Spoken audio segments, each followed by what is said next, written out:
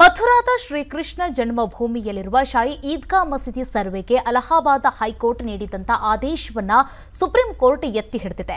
High court ಆದೇಶವನ್ನ ಪ್ರಶ್ನಿಸಿ supreme court ಮೆಟ್ಟಿಲೇರಿದಂತ ಶಾಹಿ ಈದ್ಗಾ ಮಸೀದಿ ಕಮಿಟಿ ಸರ್ವೆಗೆ ತಡೆ ನೀಡುವಂತೆ ಮನವಿ ಮಾಡಿತ್ತು.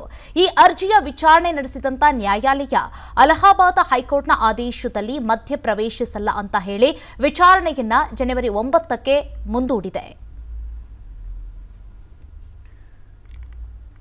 ಸರ್, ಪ್ರತಿ ಹೆಜ್ಜೆಯಲ್ಲೂ ಮೇಲುಗೈ ಆಗ್ತಿದೆ ಸರ್. ಮೇಲುಗೈ ಅಲ್ಲ, ನನಗೆ ಪ್ರಶ್ನೆ ಇರೋದು ಅಭಿಷೇಕ್, ಶಾಹಿ ಈದ್ಗಾ ಮಸೀದಿ ಯಾಕೆ ಆತಂಕ? ಆ ಕಮಿಟಿಗೆ ಯಾಕೆ ಆತಂಕ ಸರ್ವೆ ಬಗ್ಗೆ? ಪ್ರಯಾಗರಾಜ್ ಹೈಕೋರ್ಟ್ ಅಥವಾ ಅಲಹಾಬಾದ್ ಹೈಕೋರ್ಟ್ ಇವತ್ತು ಸೂಚನೆ ಕೊಟ್ಟಿರೋದು ವೈಜ್ಞಾನಿಕವಾದಂತಹ ಸರ್ವೆ ಮಾಡಿ ಅಂತ. ಡೆಮಾಲಿಷನ್ಗೆ ಆರ್ಡರ್ ಮಾಡಿದಾರ.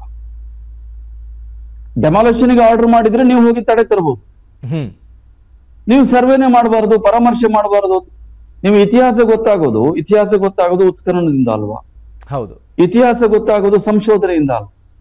ಇತಿಹಾಸ ಗೊತ್ತಾಗಿದ್ರೆ ಸತ್ಯ ಬಯಲಾಗತ್ತೆ ಅನ್ನುವಂತ ಆತಂಕ ಆಗಿದ್ರೆ ಇವರಿಗೆ ಇದೆಯಾ ಅಂತ ನಾನು ಕೇಳ್ತಾ ಇದ್ದೆ. ಯಾತಕ್ಕೋಸ್ಕರ ಇಲ್ಲಿಗೆ ಬರಬೇಕಾದ್ರೆ ಸ್ಥಳೀಯ ನ್ಯಾಯಾಲಯದಿಂದ ಪ್ರಯಾಗರಾಜ್ ಹೈಕೋರ್ಟ್ಗೆ ಬರಬೇಕಾದ್ರೆ ಈ ಪ್ರಕರಣ 16 ವರ್ಷಗಳು ಸಂಧಿ ಹೋಗಿದೆ, 40-50 ವರ್ಷಗಳು ಕಾಲ ಗತಿಸಿ ಹೋಗಿದೆ ಅಂತ. ಅದನ್ನ ಈಗ ಸುಪ್ರೀಂ ಕೋರ್ಟಿಗೆ ಹೋದಾಗ ಸುಪ್ರೀಂ ಕೋರ್ಟ್ ಅಲ್ಲಿ ಇವರಿಗೆ ಹಿನ್ನಡೆ ಆಗಿದೆ. ಅದರ ಅರ್ಥ ಫೈನಲ್ ಜಡ್ಜ್ಮೆಂಟ್ ಬಂದಿದೆ ಅಂತ ಅಲ್ಲ. ತಕ್ಷಣ ಇವರು ಅಲಹಾಬಾದ್ ಹೈಕೋರ್ಟ್ ಕೊಟ್ಟಂತಹ ತೀರ್ಪಿಗೆ ತಡೆಯನ್ನ ತರೋದಕ್ಕೆ ಹೋಗಿದ್ದು, ನಾವು ತಡೆ ಕೊಡಲ್ಲ, ಆದ್ರೆ ವಿಚಾರಣೆಯನ್ನ ಮುಂದುವರಿಸ್ತೀವಿ ಅಂತ ಹೇಳಿದ್ದ. ಮುಂದೆ ಕೂಡ ಸುಪ್ರೀಂ ಕೋರ್ಟ್ ಯಾವುದೇ ತೀರ್ಮಾನವನ್ನ ತೆಗೆದುಕೊಳ್ಳಬಹುದು.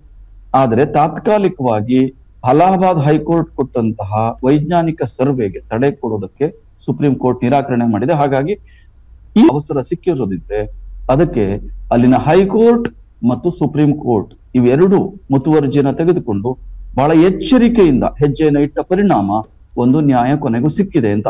ಸೊ ಅದರ ಹಿನ್ನೆಲೆಯಲ್ಲಿ ಮಥುರಾದಲ್ಲೂ ಕೂಡ ಅದೇ ನ್ಯಾಯ, ಅದೇ ಪರಿಹಾರ ಸಿಗಬಹುದು ಅಂತ ನಿರೀಕ್ಷೆಯ ಆ ಒಂದು ಆಶಾಭಾವನೆ ಈಗ ನಮಗೆ ಗೋಚರಿಸ್ತಾ ಇದೆ. ಅನುಕ್ಷಣದ ಸುದ್ದಿಗಳಿಗಾಗಿ ವಿಸ್ತಾರ ಯೂಟ್ಯೂಬ್ ಚಾನೆಲ್ ಸಬ್ಸ್ಕ್ರೈಬ್ ಮಾಡಿ, ಬೆಲ್ ಐಕಾನ್ ಕ್ಲಿಕ್ ಮಾಡಿ. ಸುದ್ದಿಗಳ ಅಪ್ಡೇಟ್ಸ್ಗಾಗಿ ವಿಸ್ತಾರ ಆಪ್ ಡೌನ್ಲೋಡ್ ಮಾಡಿ.